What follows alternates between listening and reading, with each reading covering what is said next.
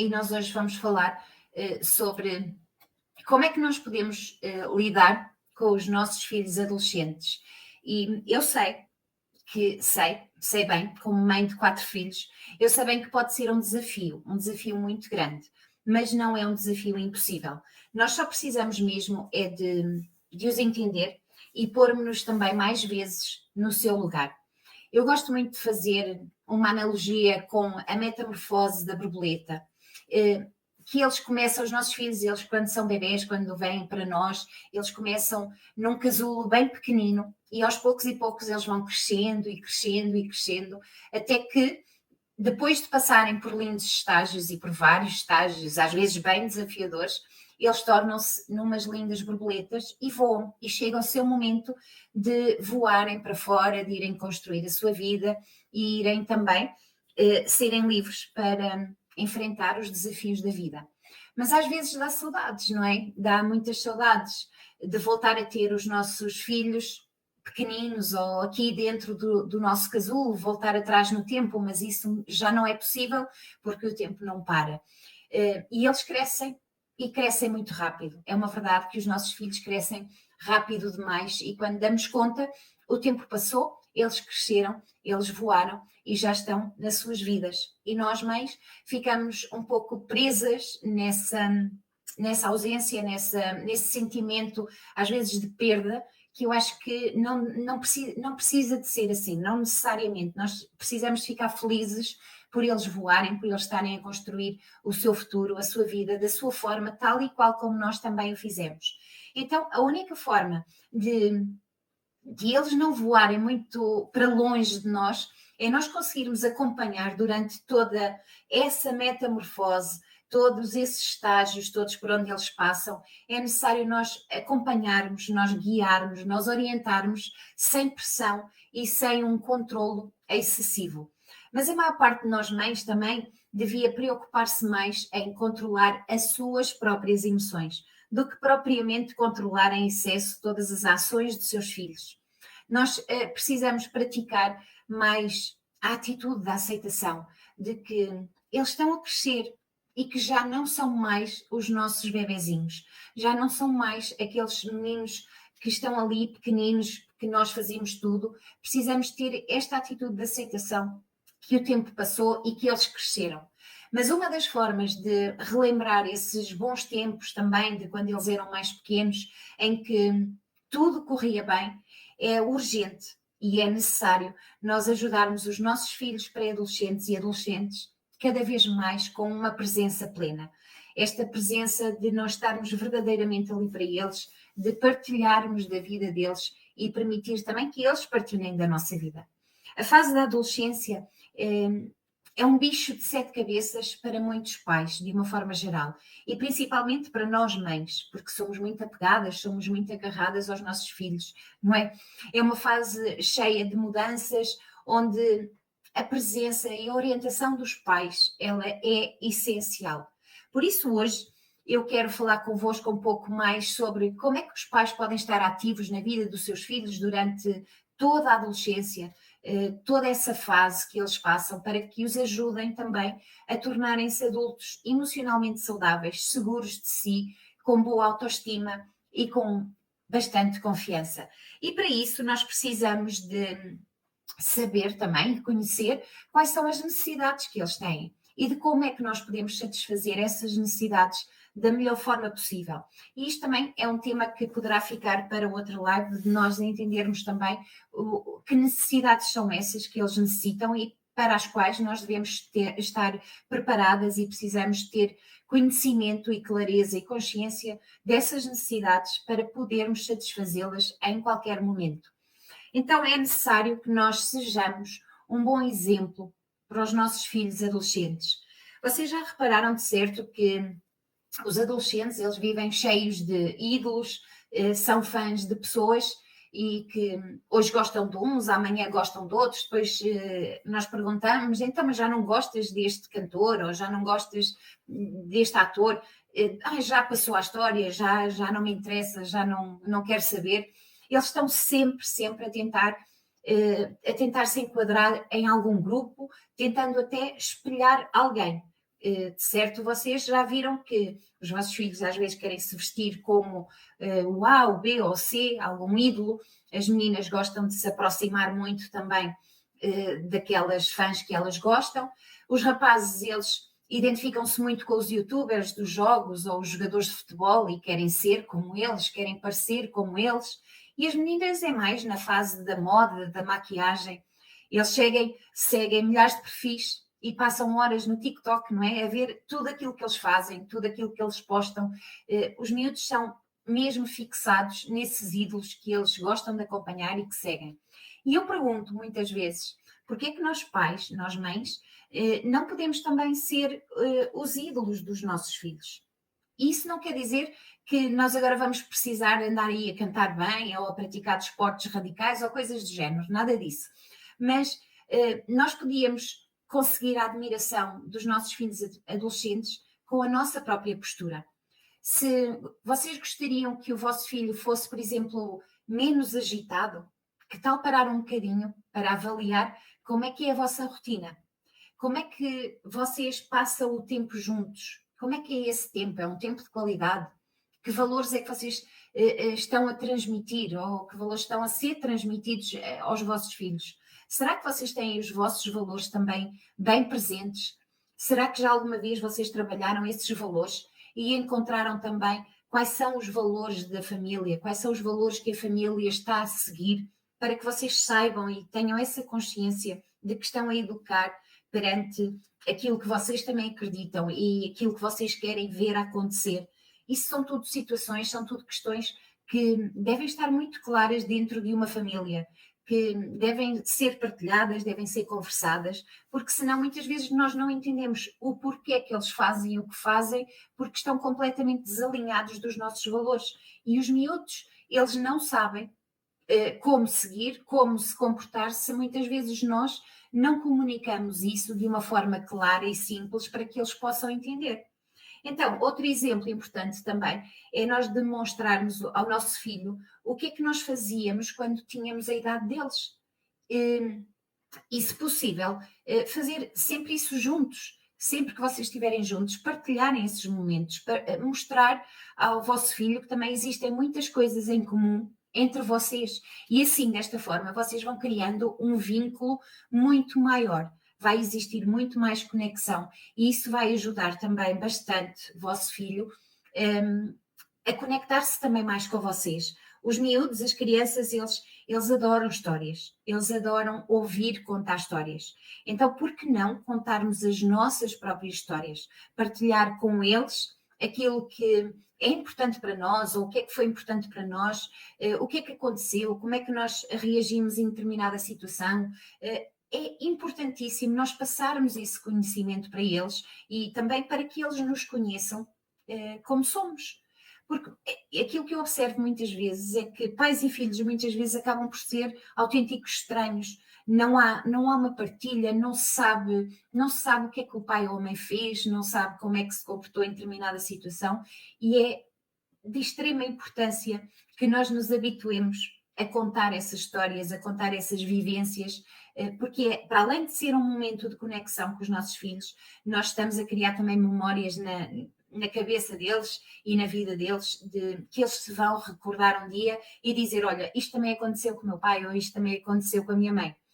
Depois é importante nós também termos esta clareza de impor limites, saber impor os limites, ajudar-nos a disciplinar também os nossos filhos adolescentes com estes limites e regras. É importante explicar-lhes o porquê dessas regras impostas. Isso é, para um adolescente ou para um pré-adolescente, é altamente importante ter o porquê. Porquê é que tu estás a dizer isso? Porquê é que eu não posso ir? Não cairmos naquele erro que muitas vezes é mais prático e mais fácil, porque é mais rápido, não é? Dizer porque não e acabou a conversa. Uma pessoa não fica satisfeita com um porque não, e muito menos uma criança ou um jovem que está numa fase de descoberta, que gosta de de saber as coisas, gosta de investigar as coisas, porque não o vai satisfazer. Ele vai querer e vai continuar sempre a perguntar, e muitas vezes é isso que as mães dizem, é uma chatice, porque torna-se chato sempre a perguntar a mesma coisa. Quando um filho pergunta-se várias vezes ou repetidamente a mesma coisa, é porque a resposta que eu estou a dar não está a ser satisfatória. Então não é virarmos contra o filho, é sim nós pararmos e perguntarmos: será que eu estou a comunicar da forma certa? Será que ele está a entender aquilo que eu estou a querer dizer? Então, desliguemos o complicómetro e o achómetro e sejamos mais simples, até ao nível da nossa comunicação, para que os nossos filhos entendam exatamente os porquês também das nossas atitudes. E dessa forma, o nosso adolescente, ele precisa também aprender que existem sempre consequências para tudo aquilo que nós fazemos hoje em dia, e nós adultos também acontece isso connosco, não é? Existe sempre uma consequência para aquilo que fazemos de certo e para aquilo que fazemos de errado. Mas é altamente importante que essa comunicação exista e que essas balizas também sejam bem definidas. Não privem os vossos filhos adolescentes dessa aprendizagem, que ela é mesmo tão importante, de saber o que pode, o que não pode, mas isso comunicado entre todos, negociado entre todos, estabelecido essas regras, esses limites, os horários, os compromissos, é extremamente importante que seja também discutido em família e que esteja de acordo com todos, para que todos se sintam confortáveis com as decisões, ok? E é importante nós ajudarmos os nossos filhos sempre com nesta base. Olha, se tu tomares esta decisão, vais ter esta consequência. Se tu tomares a outra decisão, vais ter aquela consequência. Qual delas é que tu preferes escolher? Qual destas consequências é mais confortável para ti, ou com qual delas é que tu te vais sentir melhor? É importante também realçarmos aqui o sentir deles e valorizarmos esse sentir, porque isso é estar-lhes a dar também significância, e há muitas crianças que têm essa necessidade de se sentirem importantes, que a sua opinião é válida, que a sua opinião é escutada, porque quando isso não acontece, quando os miúdos sentem, eu digo o que diga, o meu pai ou a minha mãe não ligam nenhuma, não me deixam fazer nada, é tudo contra mim, e é isso que gera muitas vezes o afastamento entre pais e filhos. Por isso esta minha missão de estar aqui e de vos ir alertando com estas gotinhas, com estas pequenas dicas, que falamos sempre muito mais em pormenor em sessões de coaching também, mas para que comecem a despertar, para que não é só o vosso filho adolescente que está em transformação. Nós, mães, também precisamos de nos transformar com esta fase da adolescência. Nós temos que crescer também com os nossos filhos e temos que aprender também a lidar com eles da mesma forma que eles próprios estão numa evolução e num rebuliço gigante dentro deles, com tanta transformação hormonal, com tanto desafio, com tantas questões, com tantas dúvidas. É uma fase em que eles próprios não sabem muito bem quem são, porque já não se sentem muito crianças, mas também não se sentem adultos. Então é importante que nós consigamos nos aproximar desta fase em que eles tanto, mas tanto precisam de nós. E normalmente é a fase em que pais e filhos mais se separam, porque não há uma boa comunicação e porque não há uma boa gestão emocional. E muitas vezes os pais querem controlar tanto os seus filhos a todo o tempo, não é? Mas isso não é uma boa ideia. Nós somos aqui autênticas mães helicóptero que sobrevoam o tempo todo por cima dos filhos para saber o que é que eles fazem. Queremos entrar muito no mundo deles, queremos acompanhar, controlar com quem estão, para onde vão, o que é que fazem, com quem é que eles partilham o seu dia, o que é que eles conversam. Queremos saber isso tudo, mas entrarmos aqui um pouco na mente do nosso filho adolescente ou pré-adolescente é conhecê-lo melhor, é saber o que é que realmente ele gosta. Eu não sei se vocês conhecem que tipo de música é que o vosso filho ouve, o que é que ele mais gosta, quem são as bandas preferidas dele, quais são os programas que ele gosta de assistir. Vocês sabem essas coisas? Será que ele já tem uma namoradinha, ou será que ela já tem um namoradinho ali escondido? É lógico que nós não vamos extrair estas informações assim colocando os nossos filhos contra a parede como se fosse um interrogatório. mas sim fazê-lo com muita naturalidade, no meio de uma conversa, num passeio, aproveitando às vezes até a partilha de estarmos a ver um filme ou a ver uma série para podermos introduzir o tema que nós queremos introduzir. Portanto, temos que aproveitar alguns momentos para termos estes diálogos com os nossos filhos, para sabermos o que é que eles gostam, e aos poucos e poucos eles vão partilhando, porque eles gostam de partilhar, mas também gostam que quem está ao nosso lado os escute e que esteja ali presente e com verdadeira intenção de estar ali, de ouvir e de falar e de conversar. Porque muitas vezes aquilo que os miúdos se queixam é: eu falo, mas também ninguém me ouve, ninguém me liga, ninguém quer saber realmente o que é que eu penso ou o que é que eu gosto, ninguém me pergunta nada. Portanto, é nosso dever, enquanto mães, também estarmos atentas a estas situações. E existem milhares de situações em que nós, mães, podemos aproveitar para criar mais conexão e mais proximidade e conversar mais com os nossos miúdos, porque dessa maneira será possível também passar toda a nossa experiência para eles, para que os filhos adolescentes também não cometam os mesmos erros que nós um dia também já cometemos, mas sem qualquer tipo de reservas, sem medos e sim com a maior das naturalidades, a maior da simplicidades e, acima de tudo, sempre com muita autenticidade. Os miúdos, eles topam-nos à légua e eles sabem quando nós estamos a ser autênticas ou não. Portanto, a autenticidade é algo que tem que estar sempre muito presente nos nossos diálogos, nas nossas conversas. E depois também é importante nós aqui termos uma especial atenção. Se nós queremos saber com quem é que os nossos filhos andam, ou o que é que eles falam, ou o que é que eles pensam, se estamos tão preocupadas com essas questões, então por que é que não podemos trazer o mundo deles para a nossa casa, para a casa deles? Dessa forma nós também vamos conhecer e vamos conhecendo e acompanhando ao longo do tempo quem são os seus amigos, o que é que eles falam, o que é que eles gostam de fazer, e se nesses momentos nós conseguirmos perceber que alguma coisa está errado ou que alguma coisa não está ali a correr dentro dos nossos padrões, então será muito mais fácil e acessível de corrigir, certo? Então, digam-me aí se está a fazer sentido para vocês, se já fazem isto ou se existe aqui algum ponto de melhoria que vocês podem começar a trabalhar já e introduzir no vosso dia a dia, no vosso relacionamento, para que esta fase da pré-adolescência e da adolescência seja uma fase tranquila e que se passa por ela com simplicidade, com naturalidade e sem conflitos de maior. Então, sejamos nós, mães, também as principais orientadoras emocionais dos nossos filhos. Hoje em dia já se fala muito sobre emoções, não é? Hoje em dia fala-se muito sobre esta gestão emocional e trabalha-se muito esta gestão emocional, quer em adultos, quer nas crianças também, mas nós hoje já não vivemos numa época em que quase que não se falava de emoções, que quase não se conseguia exprimir aquilo que se sentia com os nossos pais.